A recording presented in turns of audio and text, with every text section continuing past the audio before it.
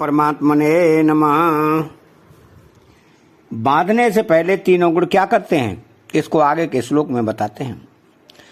सत्वं सुखे संजयति रजः कर्मणि भारत, ज्ञानमावृत्य तो तमः प्रमादे संजयत्यत।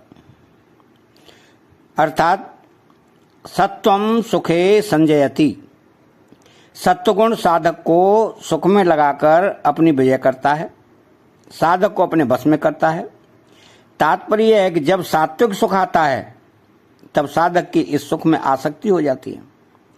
सुख में आसक्ति होने से वह सुख साधक को बांध देता है, अर्थात उसके साधन को आगे नहीं बढ़ने देता, जिससे साधक सत्वगुण से ऊंचा नहीं उठ सकता, गुणातीत नहीं हो सकता।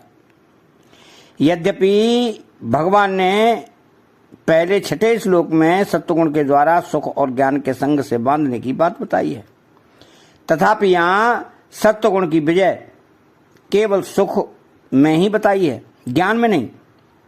इसका तात्पर्य यह है कि वास्तव में साधक सुख की आसक्ति से ही बनता है।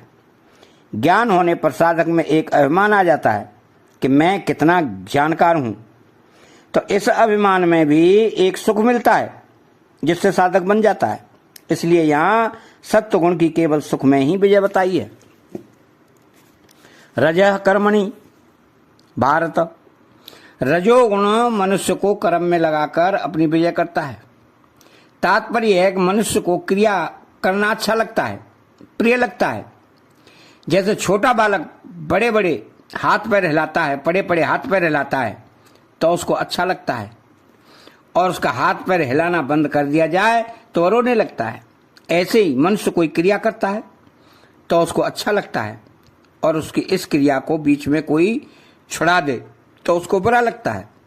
यही क्रिया के प्रति आसक्ति है, प्रियता है, जिससे रजोगुण मनुष्य पर विजय करता है। कर्मों के फल में तेरा अधिकार नहीं है। आदि वचनों से फल में आसक्ति न रखने की तरफ तो साधक का ख्याल जाता है, पर कर्मों में आसक्ति न रखने की तरफ साधक का ख्याल नहीं जाता। वह तेरा कर्म करने में ही अधिकार है, कर्म न करने में तेरी आसक्ति न हो। तो जो योगारूढ़ होना चाहता है उसके लिए निष्काम भाव से कर्म करना कारण है। तो आदि वचनों से यही समझ लेना है कि कर्म तो करने ही चाहिए, अतः वह कर्म करता है। तो कर्मों को करते करते उसकी उन कर्मों में आसक्ति, प्रियता हो जाती है, उनका आग्रह हो जाता है। इसकी तरफ ख्याल कराने के लिए, सजग कराने के लिए भगवान यहाँ कहते हैं कि रजोगुण कर्म में लगाकर विजय करता है, अर्थात कर्मों में आसक्ति पैदा करके बांध देता है। अतः साधक की कर्तव्य कर्म करने में तत्परता तो होनी ही चाहिए, पर कर्मों में आसक्ति, प्रियता, आग्रह कभी नहीं होना चाहिए। न कर्मस्व नुसज्जते, तो ज्ञान मावृत्य तो तमः प्रमादे संजयत्यत।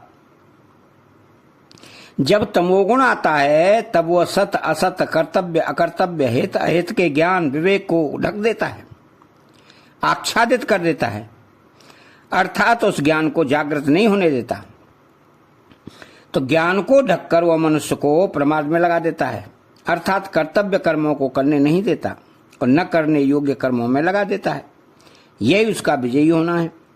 तो सत्वगुण से ज्ञान यानी विवेक और प्रकाश यानी स्वच्छता, ये दो वृत्तियां पैदा होती हैं। तमोगुण इन दोनों ही वृत्तियों का विरोधी है, इसलिए वह ज्ञान विवेक को ढककर मनुष्य को प्रमाद में लगाता है, और प्रकाश इंद्रियों और अंतःकरण की निर्मलता को ढककर मनुष्य को आलस्य एवं निद्रा में लगाता है, जैसे ज्ञान की बातें कहने, सुनने, पढ़ने पर भी समझ में नहीं आती। अब सत्वगुण केवल सुख होने पर विजय नहीं करता, प्रत्युत सुख का संग होने पर विजय करता है। सुख संगीन बधनाति, इसी तरह रजोगुण भी कर्म का संग होने पर विजय करता है। तन्य बधनाति कौन्तेय कर्म संगीन देहिनम, परंतु तमोगुण स्वरूप से ही विजय करता है। इसलिए तमोगुण में संग शब्द नहीं आया है। मैं सुखी हूं, यह सुख का संग है, और मैं अच्छे कर्म करने वाला हूं, ये मेरे कर्म बड़े अच्छे हैं, यह कर्म का संग है। संग करने से अर्थात अपना संबंध जोड़ने से ही मनुष्य बनता है। अतः चैनल को सब्सक्राइब करें, बेल आइकन घंटी को दबाएं और कमेंट बॉक्स में जय श्री कृष्णा लिखें। बोलो जय श्री कृष्णा।